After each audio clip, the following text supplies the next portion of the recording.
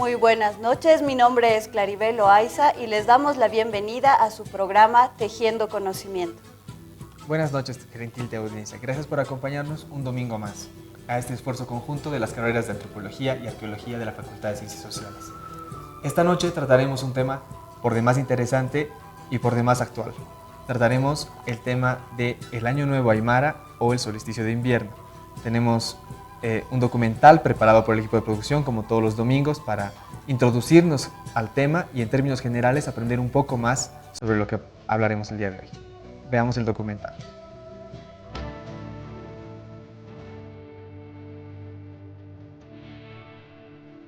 Cuando llegaron los españoles en 1492, se produjo el primer encuentro entre Europa y Occidente.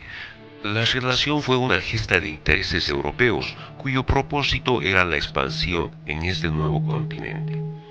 40 años después, la colonización española llegó a los Andes en el año 1532 y llegaron incluso a las actuales regiones de nuestro país, Bolivia. Las colonias se inmiscuyeron en las costumbres de la cultura andina, prohibiendo a las personas practicar sus tradiciones, exterminaron la espiritualidad andina, se asesinaron y torturaron a sacerdotes y sacerdotisas, además que se destruyó los símbolos religiosos andinos como las esculturas y las huacas, y sobre ellos se construyeron templos católicos. Los españoles trataron de evangelizar al indio, al cual se le prohibió realizar sus ritos y fiestas bajo la pena de tortura o inclusive la muerte. Este periodo por muchos autores es considerado el tiempo del Holocausto. Según la cosmovisión andina, una de las principales ritualidades aymaras es el Mayajmara o Año Nuevo, donde el sol genera energía y renueva un nuevo ciclo de vida para la producción agrícola. Por eso es también llamado el Wikakuti.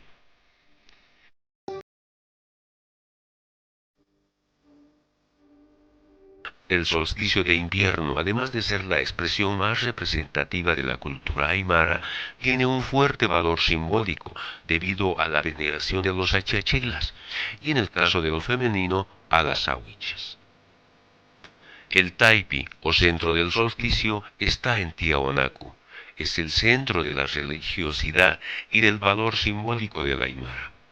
El templo de Carasasaya es el exponente de esta ritualidad, donde las personas se congregan para esperar los primeros rayos de sol y asimismo suelen situarse alrededor de la Puerta del Sol, esperando que el astro solar ingrese por la Puerta del Sol, dando inicio al nuevo año aymara.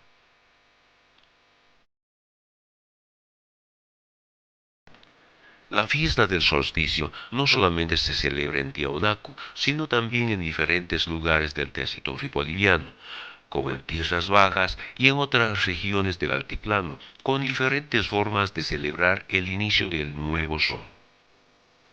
E incluso, debido a procesos de migración y relaciones culturales, el solsticio se celebra en otros países, como Argentina, Chile, Perú, hasta en Estados Unidos, quienes llevan un fuerte sentimiento con sus expresiones culturales.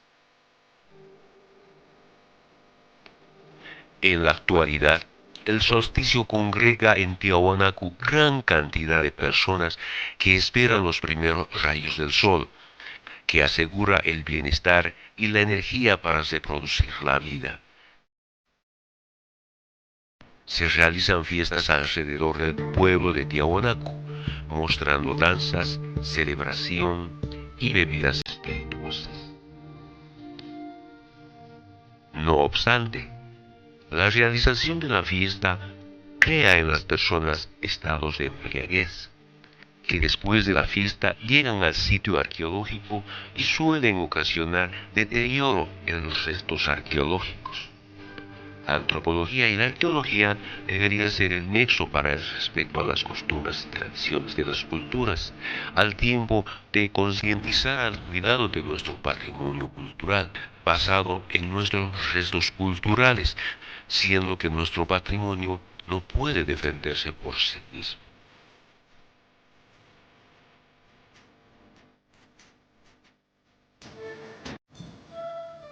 Gracias por seguir con nosotros y por haber observado el documental que nos introduce al tema de hoy, que es el solsticio de invierno.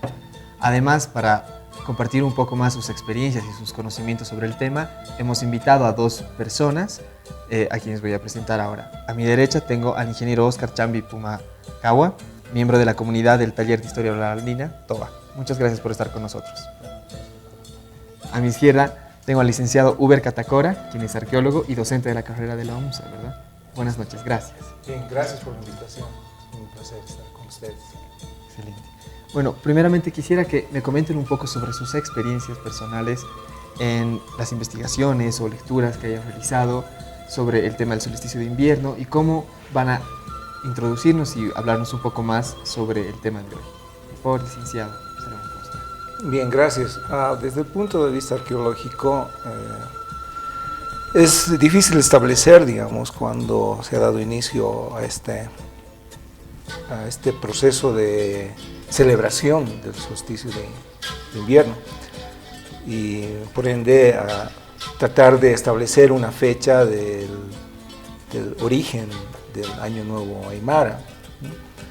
Sin embargo, podríamos, desde mi punto de vista, podríamos decir de que es muy probable ya que desde los inicios de la presencia humana en esta parte del continente, que es la parte andina y probablemente la parte amazónica también, se ha establecido una relación directa, muy fuerte con el medio ambiente y con los principios cosmológicos, digamos, que de alguna manera rigen, digamos, los ciclos naturales, ¿no? de las plantas, de los animales. Entonces, esta interacción seguramente ya fue percibida desde muy temprano. Probablemente estaríamos hablando aproximadamente de, no sé, unos 5000 antes de Cristo aproximadamente, ya con un periodo que nosotros conocemos como el arcaico y que se llama un poco más antes.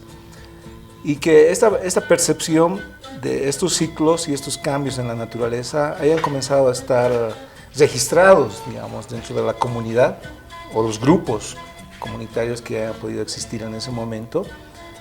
Y ya se tuvo una percepción del solsticio, seguramente, ¿no? Y de su influencia en la naturaleza, por tanto, en su impacto en el desarrollo cultural, ¿no? Yo diría que por ahí podríamos empezar, ¿no? Claro. Ingeniero.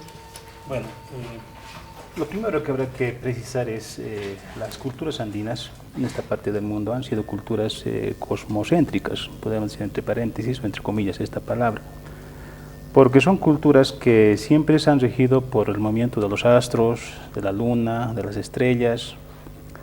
Entonces, en ese sentido, yo creo que, como decía el hermano, ha habido un momento en que en esta parte del mundo han comenzado a seguir los ciclos tanto solares como lunares.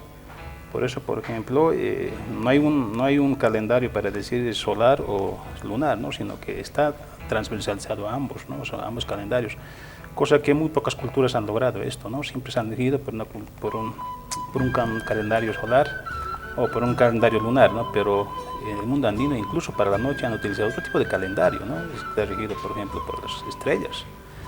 Entonces, eso nos hace entender de que hemos sido una cultura que ha partido, que ha estudiado, decir, o ha visto el cosmos con un trabajo. Incluso hay nombres para decir, por ejemplo, nombres en aymara, ¿no? Las ramas, por ejemplo, que estaban dedicados, su tarea principal era justamente observar este tipo de astros movimientos, ¿no? Entonces, en ese sentido, creo que este tipo de celebraciones, como es el solsticio, pues tienen milenios, ¿no? Obviamente no está escrito, pero esto se ha quedado en la oralidad, o sea, los documentos orales hoy en día, pues se veían. Lo que es hoy en día es que, por ejemplo, se practica lo que se lleva estas ceremonias en Tiwanaku, en otros lugares, justamente se ha visibilizado, ¿no? O sea, en la década de 60, principios de 70 con el movimiento MUJA, ¿no? O sea, el movimiento Universidad de Juliana Pasa. Eran migrantes indígenas del campo que llegan a la universidad.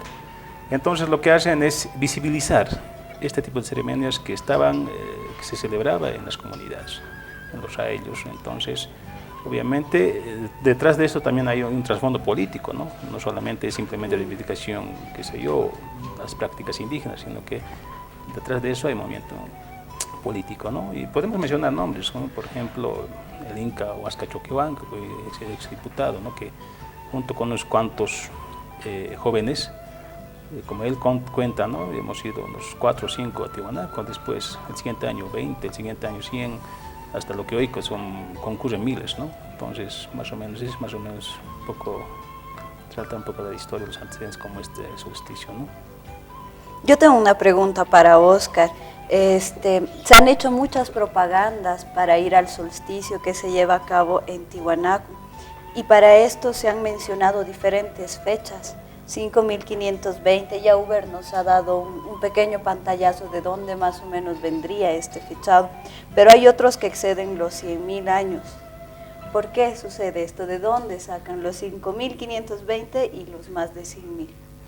Bueno, el mundo andino, a diferencia de otras culturas, las eras databan por soles, por ejemplo, el primer registro que se tiene a través de los cronistas, ¿no?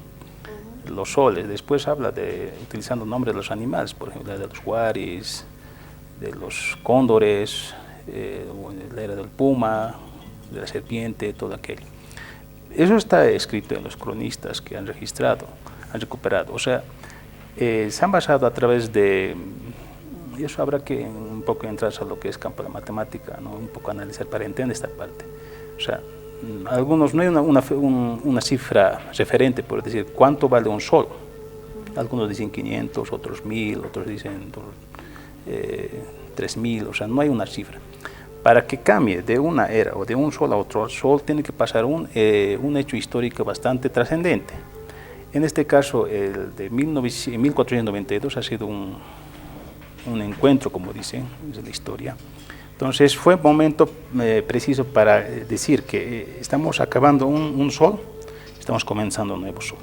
Entonces esa es la fecha referente que la mayoría de los estudiantes coinciden de que en el mundo andino se ha datado como referente, ¿no? Por eso se habla de 5.920 años, ¿no?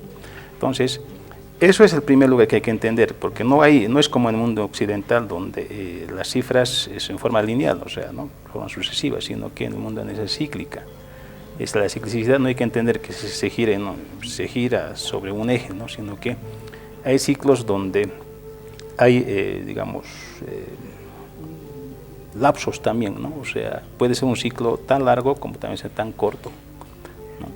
¿Y los 100.000 años? Desconozco, he escuchado que creo que 160.000 manejan, ¿no? No creo que tenga, digamos, un sustento o argumento validero, ¿no? Como para considerar en serio. ¿Tú qué opinas, Uber, de lo que nos acaba de decir? ¿Habrá un resto arqueológico datado que sobrepase los 5.000 años? No, las evidencias arqueológicas que se tienen hasta el presente dan se han encontrado algunos entierros o cuerpos enterrados que datan los más antiguos, no con buen grado de seguridad, digamos, con todos los análisis que puede hacer desde el punto de vista de los métodos de datación. No, con 10.000 antes del presente, digamos, podríamos hablar de una fecha con datación absoluta. Entonces, estas fechas que se manejan son de alguna manera un poco especulativas y, como decía aquí el hermano, se basan en cálculos matemáticos, pero que no consideran ciertas evidencias empíricas, digamos, ¿no? Que entran en contradicción con esos cálculos. Obviamente, matemáticamente se puede calcular, digamos, una edad, pero arqueológicamente se ha comprobado de que, de hecho, la presencia en América misma, ¿no? Sabemos que hay una teoría del estrecho de Bering, del paso del estrecho de Bering, cuando entran las primeras poblaciones a América y de ahí se dispersan en diferentes oleadas, se puede decir, hasta alcanzar Sudamérica, y los fechados más antiguos no alcanzan las fechas que se manejan, digamos, para el Año Nuevo Aymara, ¿no? Pero, sin embargo, está acotando eso, cuando uno revisa lo que es la oralidad, nuestros mitos de origen, por ejemplo, ¿no? Sobre el origen del hombre andino, origen de la vida, origen de las montañas, de los ríos, uno se remonta, por ejemplo, se ve en la tradición oral, ¿no? Cuando uno transmite, los abuelos cuentan, ¿no? De que, por ejemplo, el famoso Chamacpacha, han debido escuchar este mito, dicen que un día estaba saliendo sol por un lado, se perdió, se vuelve todo oscuro, y después de cierto tiempo salió el sol de otro lado, ¿no? Estos mitos, pues es bien popular, por ejemplo, en la orilla del lago, todo este sector, ¿no? Entonces, cuando uno revisa y contrasta, digamos, con evidencias, como dice aquí el hermano, con evidencias arqueológicas, científicas, no coinciden, ¿no? O sea, uno se sorprende, por ejemplo. Vamos a encontrar, por ejemplo, ciudades sumergidas en el lago, ¿no? Eso no es novedad, ya muchos han comprobado. ¿Cómo explicamos este tipo de evidencias, no? ¿O cómo explicamos el mito de, por ejemplo, Chamacpacha? Solo hoy en día podemos entender de que ha habido un choque quizás de un meteorito o algo, cosa que haya hecho cambiar el eje de la Tierra, para saber que el Sol salía de otro lado, pero salió de otro lado, ¿no? Entonces, este tipo de mitos nos hacen pensar, ¿no? Incluso desafía la actual ciencia, ¿no? O sea, los mitos que conocemos como datación de carbón y otras, como que no coincidimos, ¿no? Entonces, pero eso más bien no estará relacionado con las diferentes culturas que han ido poblando, por ejemplo, el área circunlacustre. Este mito que tú dices está relacionado también con el de las chulpas, ¿no? Pero sabemos que este mito, valga la redundancia, tiene que ver mucho con el poblamiento de los urus, que se decían que eran seres de la oscuridad y que tenían sangre negra. Pero los urus, Uber, los podemos situar más o menos en el periodo formativo, ¿sí? Antes todavía, a Tiwanaku incluso, según algunas teorías, ¿no? Un primer punto, el hecho de que entren en contradicción, quiero aclarar eso, no quiere decir de que les quiten su validez también, ¿verdad? La una a la otra. Claro, porque como dice aquí el hermano, hay que tratar o hay que intentar buscar una explicación a ese mito, porque tiene que haber una explicación. Sin embargo, puede ser también, como mencionaba él, que, como tú lo mencionas, Claribel, perdón, que dentro del proceso de desarrollo cultural no debemos dejar de lado de que diferentes sociedades siempre han tratado de imponer sus ideologías, ¿verdad? Y una forma de imponer la ideología es a través del mito, de la leyenda. Entonces puede estar explicando ciertos cambios también culturales, ¿verdad? Yeah. Con respecto a lo de los urus, es obviamente un tema muy complejo, porque hasta el día de hoy sigue siendo un tema de debate, ¿no? La cuestión de los urus, porque nuestra única fuente de referencia histórica es la época de las crónicas se los menciona, y obviamente hay que tomarlo con pinzas, ya lo han dicho muchos estudiosos, de que la versión que tenemos de los urus es una versión de los incas, ¿no? Entonces, también tiene su propia interpretación, no de los incas, son los aymaras, estas sociedades que se llaman como señoríos aymaras, que se forman a partir, teóricamente se ha explicado, a partir de la disgregación de Tiwanaku, que tienen una percepción, digamos, de los urus, y que lo toman los incas y después los recogen los cronistas, ¿no? Es muy complejo establecer, digamos, este periodo que tú mencionas formativo, que para el público el periodo formativo es el periodo en el cual las sociedades se establecen como sociedades sedentarias y desarrollan la agricultura y técnicas como la metalurgia, la cerámica, etc. Se vuelven sedentarias, es el aspecto más importante. Establecer una conexión entre el formativo y las sociedades urus es todavía muy prematuro, digamos, no tenemos muchas evidencias para poderlo afirmar, ¿no? como una verdad absoluta, digamos, algo definitivo. Entonces, tal vez hasta ahí podemos verlo. Quizás acotando eso, ¿no?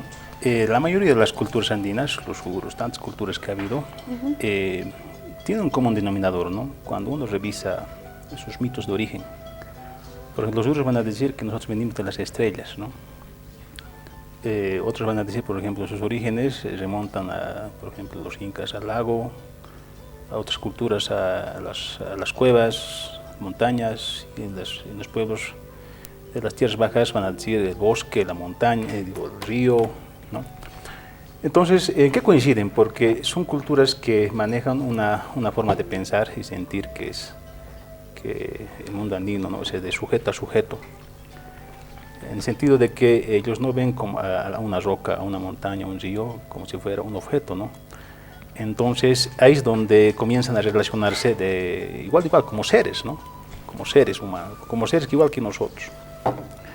Entonces, los uigures, por ejemplo, sus mitos son bastante interesantes, ¿no? Incluso desafían, o sea, como decía hace rato, las modernas investigaciones o teorías, ¿no?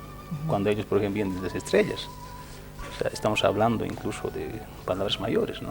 Y decía hace rato la hermana que su sangre es negra, ¿no? Efectivamente, ¿no? O sea, en la tradición no se guarda ese tipo de memoria, ¿no? Claro. Bueno, vamos a seguir hablando sobre este tema en unos minutos más. Mientras tanto, vámonos a un corte.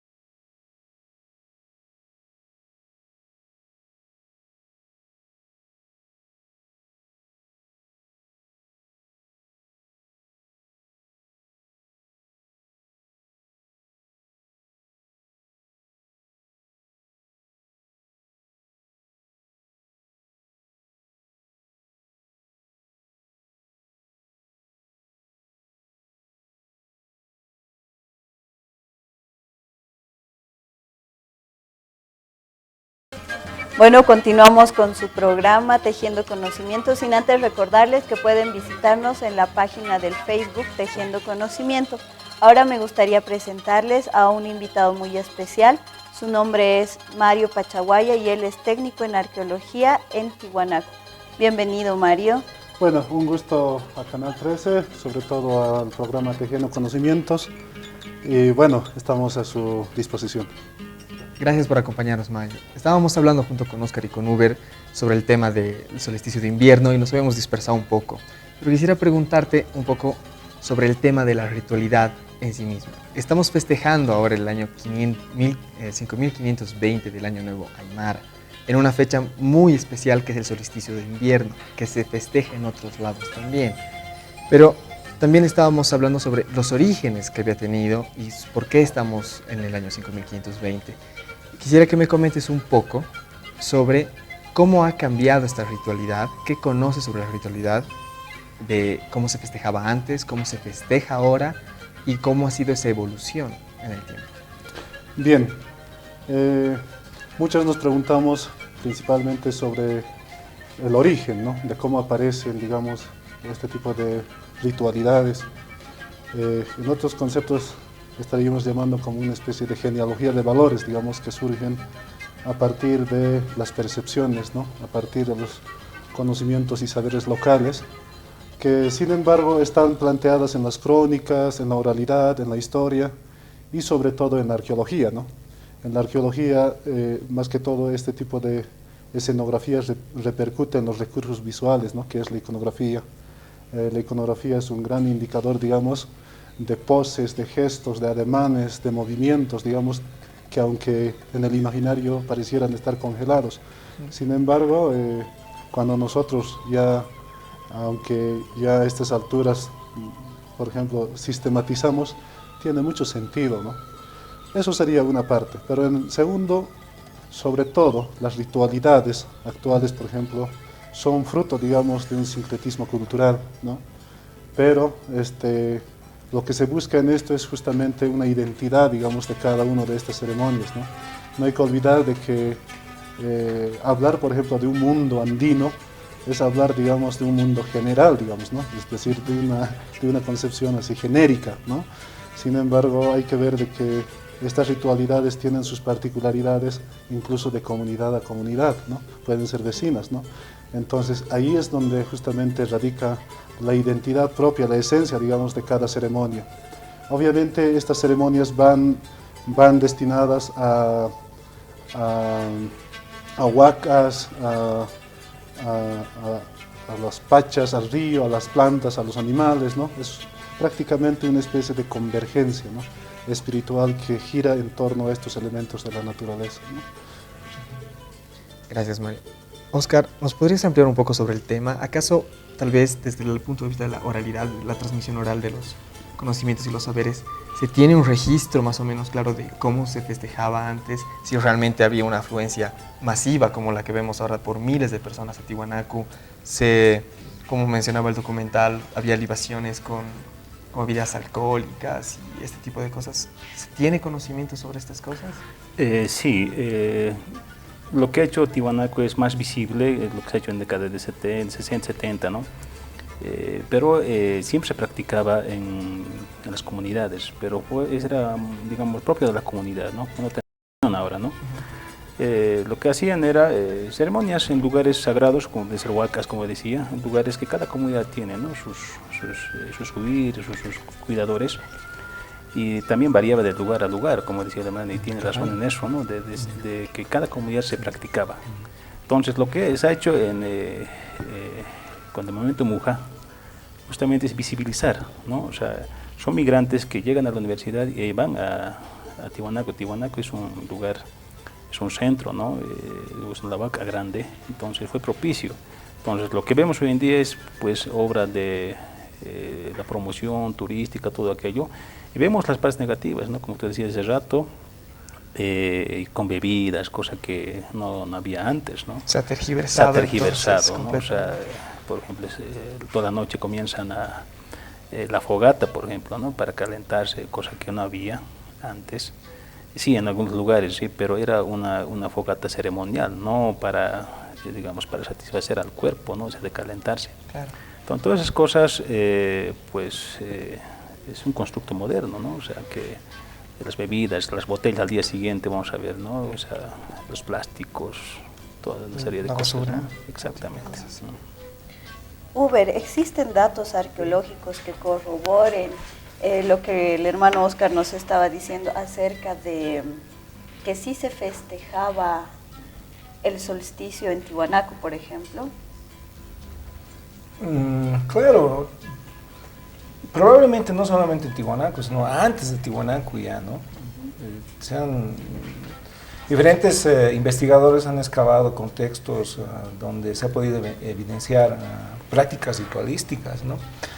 No podemos asegurar que hayan sido necesariamente del solsticio, pero obviamente algunas de ellas han debido estar relacionadas con el solsticio. Evidentemente es en Tiwanaku donde adquiere su mayor realce e importancia por lo que ha sido Tiwanaku como cultura, ¿no? Una civilización avanzada y además teocrática, digamos, fuertemente basada en el ritual. Existen muchas evidencias y particularmente en Acapana, por ejemplo, donde se han encontrado contextos, ¿no?, claramente identificados con ofrendas y una serie de actividades que un poco, sin entrar en contradicción con mi hermano, de evidencias de libaciones de bebidas alcohólicas como son las chichas, que en realidad la bebida alcohólica, estoy de acuerdo en que no es, seguramente no era ni en el pasado como hoy se la practica ahí y se la va a hacer seguramente este año también, pero la bebida alcohólica siempre ha sido, en este caso, no solamente la bebida alcohólica, sino también tenemos toda una iconografía que el compañero nos puede explicar de usos de alucinógenos, etcétera, etcétera, que eran parte, digamos, del ritual. No sabemos si todo el mundo lo usaba o solamente los que estaban a cargo de manejar el ritual, pero es muy probable que haya sido inconcebible hacer un ritual sin tener un trance, digamos, que te permita hacer conexiones con con otras dimensiones, podríamos decir, ¿verdad? Que es parte. Cualquiera de nosotros que ha participado en un ritual, yo creo que sabe de eso. Yo he participado en lanchas, con el hermano hemos participado Claro que sí. en una lancha, sí. Y sabemos que para participar en un ritual, digamos, de una ofrenda, necesariamente tienes que entrar en un trance, ¿no? En mayor o menor medida tienes que entrar para compenetrarte, digamos, y ser parte, digamos, del ritual. Si no, no vas a poder vivir, percibirlo, ¿no?, fenomenológicamente, ¿verdad? Entonces, existe, ¿no? Ha existido, existen evidencias del pasado. Pero yo quiero contar una cosita más. Tal vez yo pienso que no es tan importante, digamos, saber desde cuándo, ¿no?, la fecha, ¿no? Tal vez no es tan importante saber cómo ha cambiado y saber el ritual prístino, ¿no?, el puro, que tal cosa tal vez no existe, porque la cultura es dinámica y va cambiando, ¿verdad? Tal vez lo más importante es saber cuál es el efecto, el impacto que tiene en la sociedad hoy en día, ¿no? ¿Cómo se está manejando esto, digamos, el ritual? Hoy en día puede ser que le metan un dulcecito con forma de camión que antes no había, obviamente, pero es tan trascendental determinar su origen de esto, o es más importante establecer cuál es el impacto que va a tener dentro de la sociedad que lo está manejando, ¿no? Tal vez, yo pienso que por ahí, tal vez debería ser más importante la investigación, el debate, ¿no? Ese es mi punto de vista, ¿no? Sin duda, acotando eso, es verdad que los alucinógenos, las drogas, el alcohol era por parte de la ceremonia, ¿no?, incluso los cigarros, ¿no? Lo que pasa hoy en día es un consumo más comercial, ¿no? A eso me refería cuando decía, ¿no? Es evidente, por ejemplo, hoy en día no solamente se celebra en Tiwanaku, en muchos lugares, ¿no? Hay huacas, Curmata, Chiripa, Yocoyoco, cercanos a Tiwanaku, Copacabana, Samaipata, por ejemplo, hace un año el gobernador de Santa Cruz estaba en Samaipata, ¿no? No creo que sea por una cuestión, pero debe ser una cuestión política, ¿no? Para sentir presencia, bueno. Entonces, como decía el hermano, creo que es el efecto, ¿no? Las consecuencias que tiene hoy en día. Lo que hace años no se sabía, ¿no? O sea, no se hacía esta práctica, pero hoy en día es visible en Tiwanaku, ¿no? Y no solamente en Tiwanaku, vamos a ver en Ceja, en otros lugares, ¿no? O sea, donde hay huacas, van a estar muchos hermanos celebrando a su manera este solsticio, ¿no? Sí, también en diferentes lugares como en la Mora del Diablo y cerca del Valle de las Ánimas también se llega a tener una cantidad de gente bastante grande celebrando este tipo de cosas.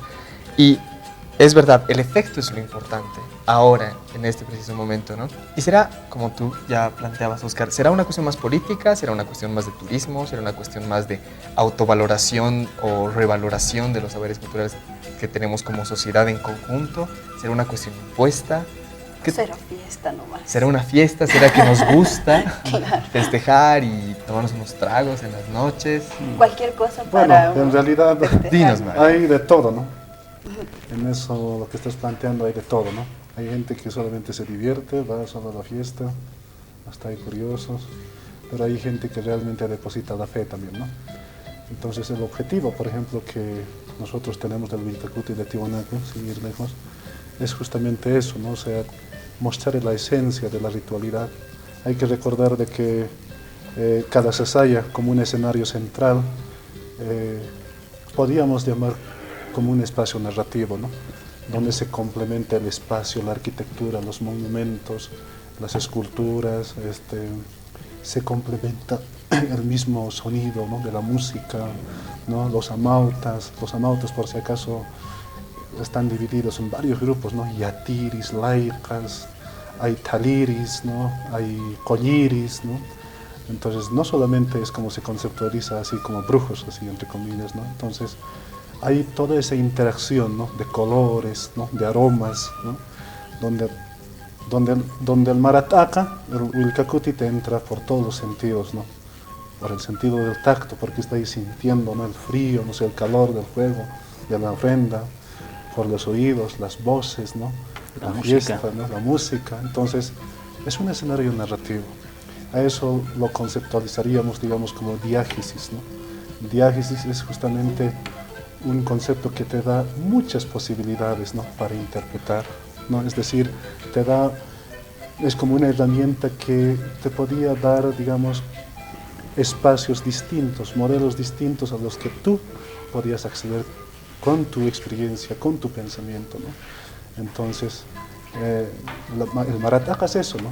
Tal vez un poco con lo que llamamos el Año Nuevo andino se está distorsionando igualmente, ¿no? O sea, en esto tiene que ver mucho también la cuestión del manejo lingüístico en sí, ¿no? O sea, hay muchos filósofos que han trabajado sobre esto justamente, haciendo una crítica ética a los conceptos modernos que se deben construir, ¿no? Entonces, lo que hay que buscar es justamente eso, ¿no? O sea, no tendría que ser solamente esta ritualidad como una ritualidad banal, ¿no? Visceral, como se dice, ¿no? O sea, entra y sale por otro lado, ¿no? Entonces, un escenario vacío, ¿no? Donde vos no tienes identidad. A eso lo que llama, o sea, no me acuerdo, los espacios, digamos, del anonimato, ¿no? En este caso, el escenario, digamos, del Vilcacuti no puede ser eso, sin identidad, sin historia, ¿no? Tiene que ser con historia, con identidad, ¿no? Eso es lo que se busca. Bueno, ahora nos vamos a un corte y después seguimos hablando sobre el solsticio de invierno.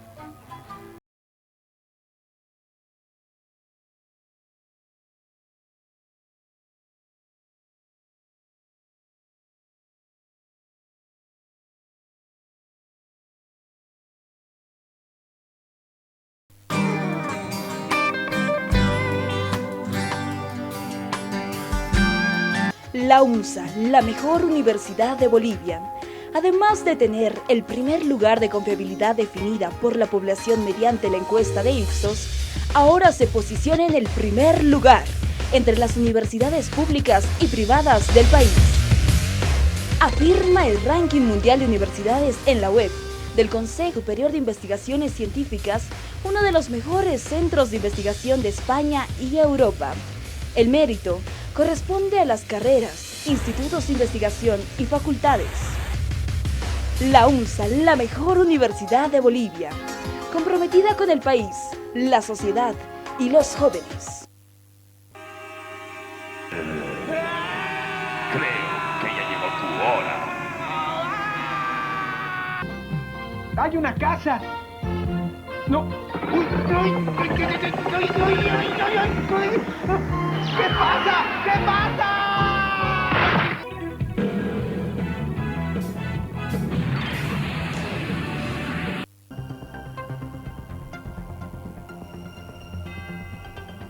Porque el servicio a Bolivia es la luz que nos ilumina. Decidimos unirnos para formar la Red Universitaria Boliviana de Información. La veracidad, responsabilidad e integridad son los pasos que guían nuestro camino. Rubí, una red que trabaja pensando en ti.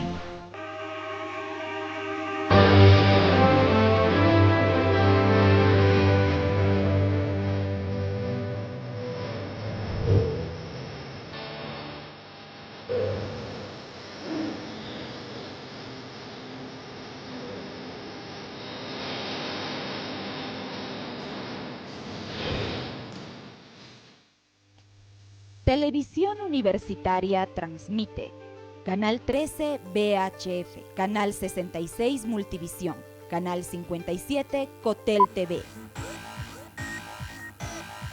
Televisión Universitaria, educativo y cultural.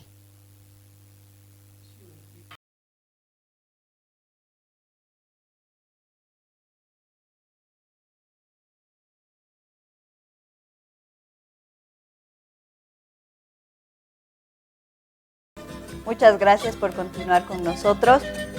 Yo tengo una pregunta. Oscar hace rato hablaba sobre el respeto que las culturas andinas le tienen a ciertos objetos que él decía no son objetos, sino que son tomados como seres con vida, como las rocas, por ejemplo. Entonces yo me preguntaba y me cuestionaba, y a los compañeros también, de si es tan sagrado, ¿por qué entonces van y rompen botellas sobre los monolitos, manchándolos muchas veces con vino, destrozando la iconografía que está presente en los monolitos o en la Puerta del Sol? ¿O por qué después de tanto consumir alcohol van y orinan donde se les da la gana? No sé si Mario me puedes contestar. Bueno, al ser el patrimonio arqueológico un recurso no renovable, y además dentro de las políticas, digamos, de conservación y preservación, se ha tomado muy en cuenta justamente la cuestión de seguridad, ¿no? En Tiahuanaco, por ejemplo, acabamos de organizar y hoy día concretar las cosas justamente viendo esto, ¿no? Hay mucha gente que no sabe en realidad que Tiahuanaco es un patrimonio. Tal vez sea esto por falta de políticas de socialización, de difusión, ¿no? Donde la gente prácticamente sepa de que lo arqueológico es el único bien que se tiene, ¿no? No hay otro igual que eso, ¿no? Entonces, yo pienso personalmente de que falta trabajar muchísimo en esto, la concientización, como se llama, ¿no? Pero más que concientización sería más que todo la sensibilización, ¿no? Sensibilizar a la gente de que allí donde está yendo a Wilcacuti, ¿no? No pueda en realidad, como estamos comentando, ¿no? De alguna manera causar algún efecto, algún daño en sí sobre el patrimonio, ¿no? Entonces, en Tiahuanaco, por ejemplo, ahora se ha concebido, por ejemplo, solo para estas fechas, digamos, ejército, gente de la policía, se ha concebido también gente local organizada a través de los mágicos, ¿no? Eso justamente viendo esto, ¿no? Protegiendo los monumentos, ¿no? del núcleo integrado. Pero este trabajo no solo tiene que ser, ¿no? Para esta fecha, ¿no? Tendría que tener una continuidad, tiene que ser sostenible en el tiempo, ¿no? Entonces eso es lo que justamente se está buscando, digamos, a partir de las problemáticas que hemos tenido en años anteriores, ¿no? Hay deficiencias y seguramente hoy vamos a tenerlo, ¿no? O sea, no sabemos, no se pueden predecir tampoco muchas de estas, ¿no? Pensamos que en el momento que establecemos un plan, pensamos que todo está cubierto. Sin embargo, cuando pasa esto, recién nos damos de cuenta de algunas cosas que nos han faltado, ¿no? Hablando el hermano. Efectivamente, creo que nos faltan políticas municipales justamente para el resguardo, departamentos y a nivel nacional también, porque es evidente que en esta fecha se aglomera cualquier cantidad de gente, o sea, que realmente van desde la ciudad de La Paz, y muchas veces no lo ven como un lugar sagrado, lo ven simplemente, como decía hace rato, ¿no? Como un objeto, ¿no? Y puede hacer lo que sea con eso. Pues yo creo que eso parte de la educación. Incluso los nombres que se coloca a Tiahuanaco, ¿no? Alguna vez, por ejemplo, en algunos textos se ve leer, por ejemplo, yacimiento arqueológico. ¿Qué denota eso? ¿No? Que yacimiento es como si fuera un yacimiento, tienes que excavar hasta acabarlo y ¿no? Entonces, no tiene sentido, ¿no? Yo creo que habrá que llamar por su verdadero nombre, como es en las lenguas nativas, un lugar huaca. ¿No? Tiahuanaco es un huaca, ¿no? No es un sitio arqueológico, no es un yacimiento arqueológico, es un huaca.